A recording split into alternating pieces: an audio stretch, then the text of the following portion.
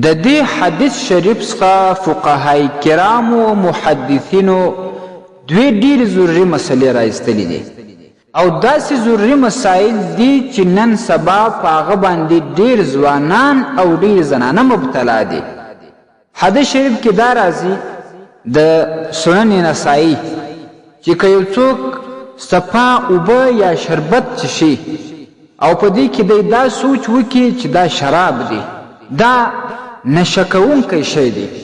حالانکه هغه شربت وي او یا اوبه وي، نو دا سوچ ورته حرام دی او بعضې فقها وایي چې دغه اوبه په دغه نیت باندې څښل هم ورته ناجایزې سولې. نو د دې څخه دوې مسلې راووتلې. یوه ده فقهای کرام وایي که یوه سړي له خپلې مېرمنې سره کوروالي یا جما کول او په خپل سوچ او فکر کې بله زنانه نیولې وه، سوچ یې دا و چې زه د هغه پردۍ ښځې سره شروع یم لیکن د خپلې مېرمنې سره کوروالي کوي، نو دغسې سوچ کول حرام ناجایز دی. امام ابن الحاج رحمه الله ویلی دی دا داسې ګناه لري لکه یو څوک چې زنا کوي، چې یا زنانه له خپل خاوند سره کوروالي کوي، په خپل سوچ کې بل نارینه نیولی وي، بل ځوان یې نیولی وي، او یا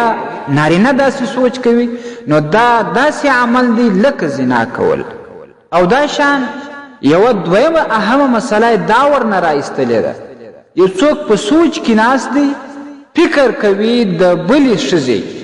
چې دا پلانې ښځه مې داسې کړې وای، دا مې داسې کړې وای، په دې سوچو کې ډوب وي، نو مجردان دي، بل سوچ لري نه، نو دغه سوچ کول هم فقهای کرام لیکي چې ناجایز دی. مسلمان بله دغه سوچونه هم ځان ساتي او د جما کوروالي په وخت کې چې کم سوچ د بلې ښځې کوي، نو هغه سوچ چې داسې ګناه لري لکه زنا. هر یو ځوان په خپل ځان کې وګوري، ډېر داسې ځوانان شته، ډېرو ځوانانو پوښتنه هم کړې ده چې کوروالي له خپلې ښځې سره په بازارونو، په مارکیټونو، په سفرونو کې چې کومه یوه زنانه لیدلی وي، نو بس هغه په سوچ کې وي، په دې سوچ باندې دی دا کوروالي کوي، نو دا ګوري حرام دی، ناجایز دی. د دې سوچو څخه باید مسلمان ځان وساتي. ستاسې د اسلامي پوښتنو جوابونکی مفتي حکیم الله صابر الحنفي صاحب.